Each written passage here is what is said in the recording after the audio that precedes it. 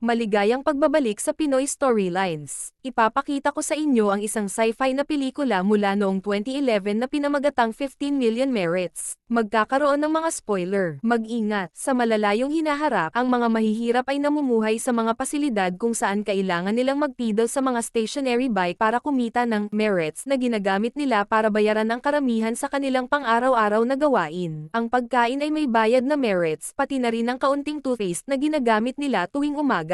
Ang kanilang mga kwarto ay maliliit na kwadrado na natatakpan ng mga screen na pwedeng gamitin para manood ng mga palabas at maglaro ng mga laro na kailangan ding bayaran. Ngunit ang mga screen na ito ay nagpapakita ng mga adult ads kahit na nasa banyo ka, at ang pag-skip ng mga ads na ito ay may bayad ding merits. Bawat user ay may avatar sa sistema, at ang pagkuha ng mga damit at iba pang dekorasyon para dito ay kailangan ding bayaran. Walang mga bakasyon o pahinga sa labas, ang pasilidad lamang ang kanilang buhay maliban kung gumastos sila ng malaking halaga ng merits para sa isang gintong ticket upang makasali sa talent show na hotshot na posibleng magbigay sa kanila ng mas magandang buhay. Isa sa mga bike riders ay si Bing Madsen na may higit sa 15 milyong merits. Hindi siya maluhong gumastos, mas pinipili niyang manatiling basic ang kanyang avatar, ngunit siya ay nag-skip ng lahat ng ads tuwing lumilitaw ito at ginugugol ang kanyang mga gabi sa paglalaro ng mga video games. Wala siyang pakialam sa talent show o mga hanggal na komedya, kaya nananatili siyang nakikinig sa musika o nanunood ng mga tanawin habang nagbibisikleta, laging chill sa kanyang ginagawa. Ito ay lubos na naiiba mula sa lalaki sa bike na katabi niya, si Dustin, na bastos at nakakairita. Tumatawa siya ng malakas sa kanyang mga hanggal na humor shows, nanunood ng mga adult movies sa biking room sa harap ng lahat, tinatrato ang mga cleaner na parang basura, at pinagtatawanan ang mga taong may health problems dahil sa bike. Hindi matiis ni Bing si Dustin, ngunit hindi rin niya ito hinihinga na tumigil. Isa pang katrabaho niya ay si Swift, isang batang babae na nag-eensayo ng violin habang nagbibisikleta at may crush kay Bing. Isang araw sa tanghalian, tinuruan siya ni Swift kung paano kunin ang mga mansanas mula sa makina kapag ito ay na-stock, at sinubukan niyang makipag-chat sa kanya matapos magbiro, ngunit nagpasalamat lamang si Bing bago pumunta sa kanyang mesa. Pagkatapos ng araw na iyon, si Bing ay sumusubok maglaro ng video games nang lumitaw ang isa pang ad sa screen. Pagod na siya, pinaikit niya ang kanyang mga mata upang makakuha ng sandaling kapayapaan na walang screen, ngunit ito ay nagdulot lamang sa sistema na i-turn ng lahat ng screen sa pula at magsimulang magbigay ng babala na kailangan niyang ipagpatuloy ang panonood. Sumuko si Bing, binuksan ang kanyang mga mata at dahil mayroon siyang sapat na merits, nagpasya siyang manood ng isang adult movie sa gabi. Pagkatapos ng umaga, napansin niyang may bagong katrabaho sa elevator, isang magandang babae na tinatawag na Abikan. Isa sa mga bikers ay hindi naroroon, at ito ay dahil hindi na niya kaya't naging cleaner siya, na pinagtatawanan ni Dustin. Sa banyo, narinig ni Bing ang isang magandang boses ng pagkanta mula sa isa sa mga cubicles at natuklasan niyang si Abby ito. Nang simulan niyang magkaroon ng crush sa kanya, sinubukan niyang makipag-usap sa kanya, ngunit hindi niya alam kung anong sasabihin. Ang kanyang awkward na pagtatangka sa pag-uusap ay naputol ng isa pang ad na lumabas sa screen sa kanyang harapan, kaya't wala silang nagawa kundi ang magbalik sa trabaho. Kinuha ni Abby ang bike na pinakawalan ng lalaking naging cleaner at si Bing ay patuloy na sumisilip sa kanya habang nagbibisikleta, na nagpapagalit kay Swift. Sa tanghalian, ginamit ni Abby ang paper bag ng mansanas upang gumawa ng origami penguin, ngunit nang ilagay niya ito sa kanyang bike bilang dekorasyon, kinuha ito ng cleaner dahil hindi ito pinapayagan. Sa puntong iyon, napansin ni Bing na si Abby ay nakatingin sa kanya. Kinabukasan, nakita ni Bing na ang mansanas ni Abby ay na-stock sa makina at tinuruan siya kung paano ito makuha. Sinasamantala ang pagkakataon upang magsimula ng maayos na pag-uusap. Si Abby ay kakakabot lang ng 21, ang edad na tinatanggap ang mga tao sa biking system. Gusto niyang pumunta sa parehong pasilidad ng kanyang kapatid na babae, ngunit puno ito, kaya nandito siya ngayon. Ginamit ni Bing ang parehong biro tungkol sa healthy food na ginamit sa kanya ni Swift at ipinaliwanag kung paano ang unhealthy food ay mas mura ngunit kailangan mong sunugin ito mamaya, at pagkatapos ay gusto mo pang higit pang asukal,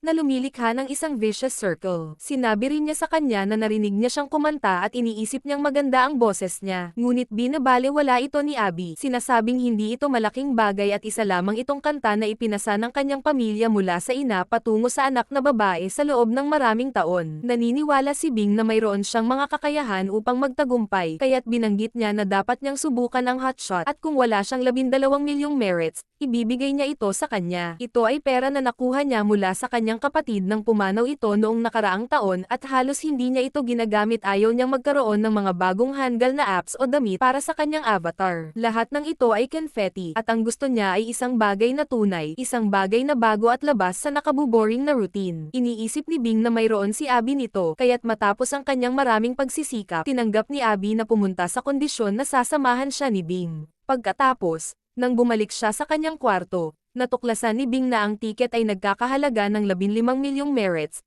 hindi love share, na mag-iiwan sa kanya ng 9,000 merits na lamang. Nagpasya siyang ituloy pa rin ito at nang matanggap ni Abby ang regalo, tumugon siya sa pamamagitan ng pagpapadala ng halik mula sa kanyang avatar kay Bing. Kinabukasan, sabay nilang sumakay sa elevator patungo sa palapag kung saan naire-record ang show. Binigyan ni Abby si Bing ng isang origami penguin, na sinasabi na ito ay nag-flat kaya't maaari niyang itago ito sa kanyang waistband. Bilang kapalit, hinawakan ni Bing ang kanyang kamay upang aliwin siya nang mapansin niyang kinakabahan siya. Pagdating nila sa studio, pinapayagan si Abby na pumasok dahil mayroon siyang tiket at ipinakilala siya ni Abby kay Bing bilang kanyang friends and family allocation kung saan nakakuha siya ng pansamantalang tato sa kanyang kamay na nagpapahintulot sa kanya na pumasok din. Pagkatapos ay pumunta sila sa waiting room, na puno ng mga kalahok na naghihintay ng kanilang turn. Ng ilan sa kanila ay dumating lamang ngayon, ngunit ang iba ay nandyan na sa loob ng 1 linggo. Hindi na kailangang maghintay ni Abby ng matagal, dahil sa kanyang magandang hitsura, siya ang napili upang pumunta sunod. Ito ay nagdulot ng reklamo mula sa isang singer na si Glee tungkol sa kakulangan ng respeto sa pagkakasunod-sunod ng pagdating, ngunit ipinaalala ng bouncer sa kanya na sumusunod lamang siya sa mga utos mula sa mga tao sa pamamahala. Si Abby ay dinala para sa isang screen test na binubuo lamang ng pagre-record sa kanya sa harapan ng screen. Sinabi ng camera na nais niyang maging sikat na mang-aawit bago siya agad na dinala sa backstage. Isang stagehand ang nagbigay sa kanya ng karta ng inumin na tinatawag na compliance at sinubukan ni Abby na tanggihan ito. Ngunit sinabi sa kanya na ito ay sa pilitan para sa lahat ng kalahok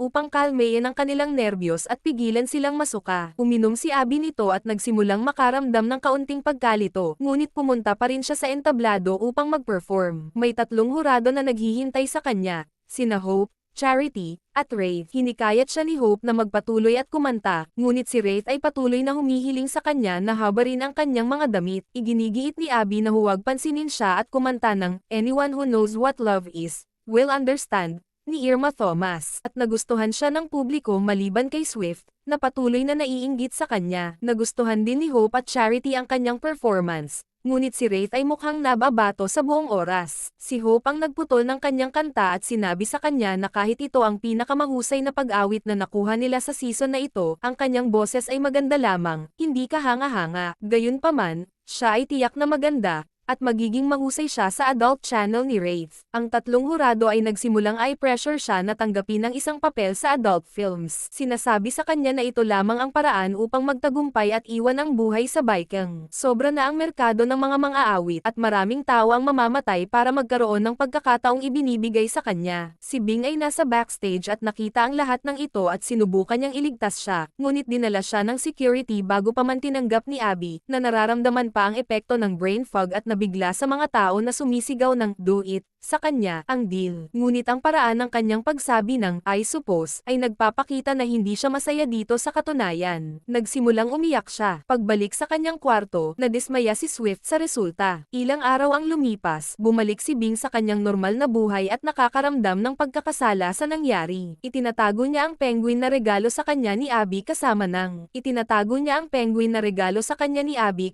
kanyang walang laman na karta ng compliance sa ilalim ng kanyang kutsan at ginagawa ang kanyang routine sa isang masamang mood, lalo na kapag pinapalabas ni Dustin ang adult channel at kailangang marinig ni Bing ang mga interview ni Abby na walang kaluluwa. Dahil sa perang ginastos niya sa tiket, kailangan din niyang bumalik sa pagkain ng junk food. Mamaya ng gabi, habang naglalaro siya ng video games, ang mga ads ay muling sumakop sa screen, na nagpapakita ng unang adult film ni Abby. Wala siyang sapat na pera para i-skip ito kaya tinakpan niya ang kanyang mga mata, ngunit ang matinding alarma ay napakataas ng pitch kaya't hindi niya ito matiis ng higit sa ilang segundo. Mula noon, nagsimula si Bing na mamuhay ng simple, nakatuon sa pag-iipon ng merits. Siya ang unang dumating sa mga bike sa umaga, gumagamit ng pinakakonting toothpaste at hindi na bumibili ng pagkain. Kumukuha siya ng mga mansanas na na-stock sa mga makina at mga tira mula sa mga mesa. Sa mga gabi, sa halip na maglaro ng video games, Nagsasanay siya ng dance routine bago mahulog sa kama ng pagod na pagod. Sa wakas, nakapag-ipon si Bing ng 15 milyong merits at ginamit ito upang bumili ng tiket para sa hotshot. Sa araw ng show, dinala niya ang piraso ng salamin sa kanyang mga damit, at hindi ito na-detect ng metal detector dahil gawa ito sa salamin. Siya ang unang dumating, ngunit agad na puno ang silid muli, at kahit si Glee ay bumalik. Ang tanging dahilan kung bakit siya ay napili agad ay dahil sinabi sa bouncer na magdala ng isang etnikong tao para sa pagbabago.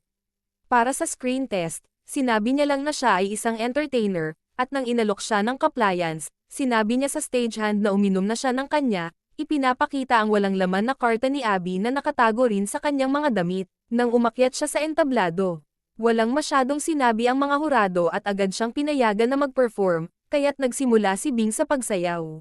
Pagkalipas ng ilang segundo, inilabas niya ang piraso ng salamin at itinutok ito sa kanyang leeg, nagbabanta na magiging madyugo kung may sino man ang lalapit. Nagsimula si Bing na magreklamo tungkol sa sistema na kanilang kinabibilangan. Tinutukoy kung paano nila ginagamit ang mga tao na parang hayop at lahat ay nasa bingit ng desperasyon. Inainsulto ang mga hurado para sa pagpapalala ng sitwasyon. Sa oras na matapos siya, ang publiko ay tahimik na nagulat. Nagsimula silang sumigaw at pumalakpak nang tawagin ni Hope ang performance na ito bilang pinakataus-pusong pagganap na kanilang nakuha. Nagkunwari si Hope na naintindihan ang sinasabi ni Bing. Sinasabi na gusto niya ang kanyang mga bagay, at inalok siya na ipagpatuloy ang pagpapadala ng kanyang mensahe sa kanyang channel, na nag-aalok ng 30 minuto 2 beses sa isang linggo sa kanyang mga stream. Sang-ayon si Charity na manunood siya ng ganitong passion at tinawag ni Wraith ang piraso ng salamin na magandang gimmick, kaya tulad ng nangyari kay Abby, ang buong audience maliban kay Swift ay nagsimula na sumigaw ng "Do it". Ang pressure ay sobra,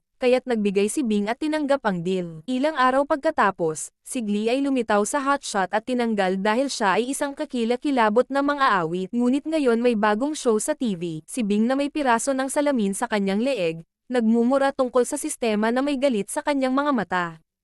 Iyon ay, hanggang matapos ang show, pagkatapos ang kanyang mukha ay nagiging normal habang inaanyayahan ang lahat na mag-tune in muli sa susunod na linggo para sa isa pang talumpati.